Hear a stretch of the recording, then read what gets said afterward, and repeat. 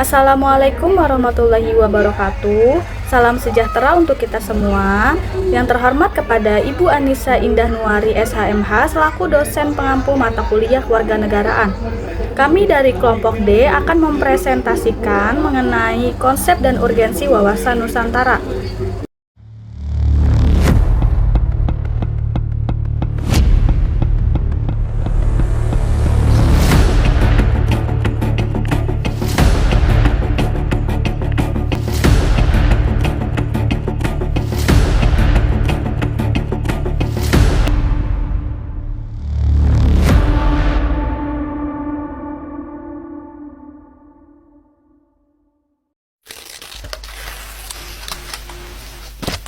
Kalian tahu nggak sih apa yang dimaksud dengan wawasan Nusantara? Nah, wawasan Nusantara merupakan cara pandang dan sikap bangsa Indonesia dalam memahami diri sendiri serta lingkungan sekitarnya sebagai satu kesatuan yang utuh. Konsep ini memandang seluruh wilayah Indonesia dari Sabang sampai Merauke beserta seluruh keberagaman suku, budaya, bahasa, dan sumber daya yang dimiliki sebagai bagian yang tidak terpisahkan dari Negara Kesatuan Republik Indonesia. Wawasan Nusantara berlandaskan nilai-nilai Pancasila dan Undang-Undang Dasar 1945 yang menjadi pedoman dalam kehidupan berbangsa dan bernegara. Melalui wawasan ini, seluruh rakyat Indonesia diharapkan memiliki rasa persatuan, rasa cinta tanah air, serta semangat keberagaman dalam menjaga keutuhan bangsa. Dengan demikian, wawasan Nusantara berperan penting sebagai landasan untuk memperkokoh persatuan dan kesatuan, mewujudkan kehidupan yang harmonis, serta mendukung tercapainya tujuan nasional Indonesia. Konsep dasar wawasan Nusantara menekankan bahwa seluruh wilayah Indonesia merupakan suatu kesatuan yang utuh. Dalam bidang politik, seluruh rakyat Indonesia berada di bawah pemerintahan Negara Kesatuan Republik Indonesia. Dalam bidang ekonomi, kekayaan alam digunakan untuk kesejahteraan seluruh rakyat. Dalam bidang sosial budaya, keberagaman suku, bahasa, dan budaya dipandang sebagai kekayaan bangsa. Sementara dalam bidang pertahanan dan keamanan, ancaman terhadap suatu daerah dianggap sebagai ancaman bagi seluruh negara. Adapun tujuan dari wawasan Nusantara yaitu untuk menjaga persatuan dan kesatuan bangsa Indonesia di tengah keberagaman yang ada. Selain itu, wawasan Nusantara juga bertujuan untuk menumbuhkan rasa cinta tanah air, memperkuat nasionalisme, mencegah terjadinya perpecahan antar suku maupun daerah, serta membantu mewujudkan tujuan nasional Indonesia. Penerapannya dalam kehidupan sehari-hari diantaranya menghargai perbedaan teman tanpa membeda-bedakan suku dan agama. Artinya, sikap saling menghormati dapat menciptakan lingkungan yang harmonis dan menjaga persatuan. Yang kedua, menggunakan bahasa Indonesia dengan baik dan benar sebagai bahasa persatuan, seperti bahasa Indonesia yang digunakan untuk komunikasi antara daerah di Indonesia. Yang ketiga, menjaga kerukunan dan tidak mudah terprovokasi oleh konflik atau informasi yang memecah belah persatuan Indonesia. Yang keempat, meliputi gotong royong di lingkungan sekitar. Kelima, mencintai budaya Indonesia dan menjaga persatuan bangsa. Kita harus melestarikan budaya Indonesia serta bangga menggunakan produk Indonesia. Adapun faktor melemahnya wawasan Nusantara. Yang pertama, kurangnya rasa nasionalisme. Banyak masyarakat mulai lebih mementingkan kepentingan pribadi atau kelompok dibanding kepentingan bangsa dan negara. Yang kedua, pengaruh globalisasi, masuknya budaya yang tanpa penyaringan dapat menyebabkan lunturnya budaya dan identitas nasional. Yang ketiga, ketimpangan pembangunan. Perbedaan pembangunan antar daerah dapat menimbulkan rasa ketidakadilan dan memicu perpecahan. Yang keempat, konflik suku, agama, ras, dan antar golongan. Perbedaan yang tidak dapat disikapi dengan toleransi dapat mengganggu persatuan bangsa. Yang kelima, penyebaran informasi hoax atau informasi palsu di media sosial dapat memecah belah masyarakat dan menimbulkan konflik. Yang keenam, kurangnya pemahaman terhadap Pancasila dan Undang-Undang Dasar 1945. Nilai-nilai kebangsaan yang kurang dipahami membuat rasa persatuan. Berikut itu adalah ancaman dari urgensi wawasan Nusantara. Nah, yang pertama itu adalah ancaman kedaulatan wilayah yang dimana laut Natuna bagian utara itu sedang dimasuki oleh kapal-kapal asing, dimana kapal-kapal asing tersebut itu menangkap ikan di Indonesia dengan cara ilegal. Yang kedua itu adalah ancaman dari disintegrasi bangsa. Ancaman ini memicu dimana masyarakat Indonesia itu mudah termakan hoax, mudah diadu domba dengan orang-orang yang tidak bertanggung jawab. Nah, yang ketiga itu adalah ancaman ekonomi dan sumber daya alam. Nikel di Indonesia itu diekspor ke luar negeri dengan cara ilegal. Si nikel ini tuh diekspor dalam bentuk bahan mentah, bukan bahan jadi. Masyarakat Indonesia itu dianggap seperti budak atau kuli oleh negara-negara lain. Nah, yang keempat itu adalah ancaman budaya dan ideologi. Anak muda zaman sekarang itu lebih kenal dengan budaya barat, budaya Korea, ketimbang dengan budaya Indonesia itu sendiri. Nah, pembahasan berikutnya itu adalah kekayaan Nusantara yang wajib kita jaga. Yang pertama itu adalah tanah. Tanah itu merupakan kekayaan agraris di Indonesia, di mana 40 juta hektar di Indonesia itu menjadi lahan pertanian. Jadi wajib kita jaga supaya lahan-lahan tersebut tidak dibangun oleh perumahan atau tempat-tempat yang semestinya itu nggak di lahan tersebut. Yang kedua itu adalah laut. Laut merupakan kekayaan maritim di Indonesia. Banyak laut dan pantai-pantai yang melintas di Indonesia. Kita jaga agar laut dan pantai tersebut tidak dipakai atau ikan-ikan di laut tersebut itu tidak diambil oleh orang-orang yang menangkapnya secara ilegal. Nah, yang ketiga itu ada tambang dan nikel. Nah, tambang dan nikel tersebut termasuk dalam kekayaan mineral di Indonesia. Tambang dan nikel itu banyak sekali yang diekspor ke negara luar dengan cara yang ilegal, dan nikel di Indonesia itu merupakan nikel nomor 1 di dunia. Nah, harus kita jaga agar banyak nikel-nikel yang tidak diambil atau tidak diekspor dengan cara ilegal. Nah, yang keempat itu adalah budaya.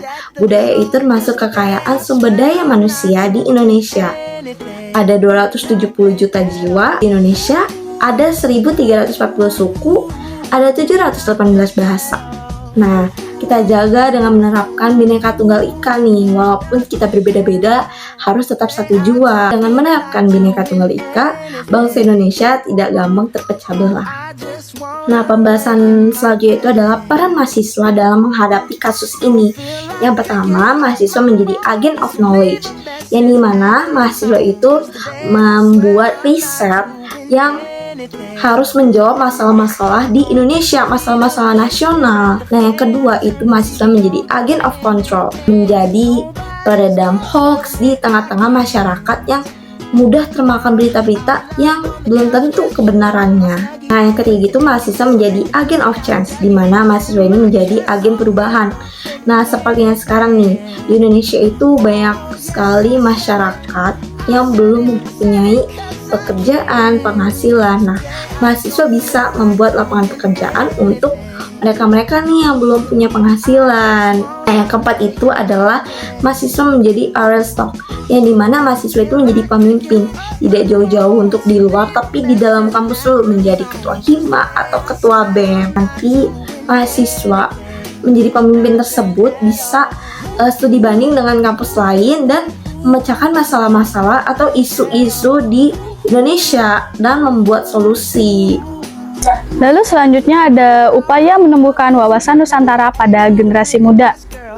Generasi muda sekarang lebih sering terpengaruh oleh budaya asing dibanding budayanya sendiri. Nah, wawasan Nusantara dapat ditanamkan kepada generasi muda dengan memperkenalkan perkembangan budaya, bahasa, dan adat di Indonesia, yang dimana sikap toleransi, gotong royong, dan cinta tanah air juga perlu diterapkan dalam kehidupan sehari-hari. Kalau kita sendiri tidak peduli dengan budaya Indonesia, lalu siapa lagi yang akan menjaga identitas bangsa? Karena itu, wawasan Nusantara penting supaya anak muda punya rasa bangga dan peduli terhadap persatuan Indonesia. Selanjutnya ada peran pendidikan dalam memperkuat wawasan Nusantara. Pendidikan memiliki peran penting dalam memperkuat wawasan Nusantara karena sekolah bukan hanya tempat belajar pelajaran, tetapi juga tempat membentuk karakter. Jika sejak sekolah siswa sudah diajarkan menghargai perbedaan, maka konflik karena perbedaan itu bisa berkurang. Pendidikan menjadi salah satu cara paling penting untuk menjaga persatuan bangsa. Dengan pendidikan, rasa nasionalisme dan kebersamaan dapat lebih kuat. Selanjutnya ada pengaruh media sosial terhadap wawasan Nusantara. Nah, media sosial ini bisa membuat kita lebih dekat dengan keberagaman Indonesia. Namun, jika digunakannya secara sembarangan, media sosial ini bisa memicu konflik dan kesalahpahaman. Jadi, penggunaannya itu harus lebih bijak supaya lebih banyak manfaatnya dibanding dampak negatifnya. Karena biasanya itu masalahnya bukan pada media sosialnya, tapi pada bagaimana masyarakat menggunakannya. Selanjutnya ada tantangan wawasan Nusantara di era globalisasi.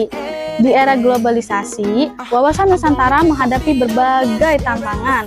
Globalisasi memang membawa kemajuan, tapi juga bisa membuat generasi muda ini kehilangan identitas bangsa.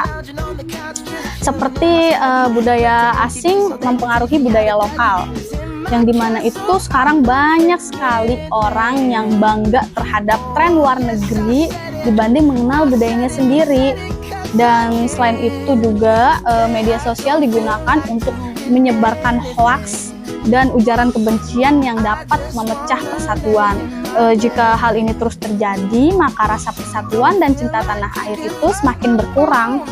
Konflik Sampit yang terjadi pada tahun 2001 antara suku Dayak dan suku Madura merupakan salah satu contoh konflik antar suku di Indonesia. Konflik ini dipicu oleh berbagai faktor seperti kurangnya toleransi, kesalahpahaman, ketimpangan sosial, dan lemahnya komunikasi antar masyarakat.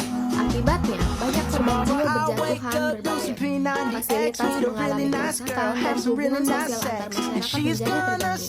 Peristiwa ini memberikan pelajaran penting bahwa keberagaman harus dikelola dengan saling menghormati dan konflik Sampit menunjukkan pentingnya penerapan nilai-nilai wawasan Nusantara, yaitu mengutamakan persatuan, menjaga kerukunan, dan memperkuat rasa kebangsaan agar perbedaan yang ada menjadi kekuatan dalam bangsa Indonesia. Solusi dan rekomendasi. Yang pertama, menanamkan pendidikan karakter dan tidak kurang melalui sekolah, kegiatan upacara, serta pembelajaran diskusi dan bahasa. Yang kedua, meningkatkan toleransi antara masyarakat menghargai perbedaan agama, budaya, dan pendapat agar tercipta kerukunan. Yang ketiga, bijak menggunakan media sosial, tidak menyebarkan hoax serta menyebarkan informasi yang benar dan bermanfaat. Yang keempat, melestarikan budaya daerah nasional, mengikuti kegiatan budaya, dan mencintai produk dalam negeri sebagai bentuk kebangsaan terhadap manusia. Kelima, mendorong pemerataan pembangunan, pengalihan pembangunan dapat dirasakan keluarga. Terakhir, mengamalkan nilai Pancasila dalam kehidupan sehari-hari seperti gotong royong, musyawarah, dan menghormati sesama. Nah, kesimpulannya, wawasan Nusantara merupakan cara pandang bangsa Indonesia untuk menjaga persatuan dan kesatuan di tengah keberagaman suku, budaya, agama, dan wilayah. Nilai ini berlandaskan Pancasila dan Undang-Undang Dasar 1945 serta bertujuan untuk menumbuhkan rasa nasionalisme dan cinta tanah air. Dalam kehidupan sehari-hari, wawasan Nusantara ini dapat diterapkan melalui sikap saling toleransi, gotong royong, dan menghargai perbedaan. Namun, globalisasi, hoax, dan konflik sosial menjadi tantangan yang dapat melemahkan persatuan bangsa. Oleh karena itu, pendidikan dan peran generasi muda dan penggunaan media sosial yang bijak sangat penting untuk memperkuat wawasan Nusantara ini. Terima kasih. Oh, today I don't feel like doing anything. I just wanna lay in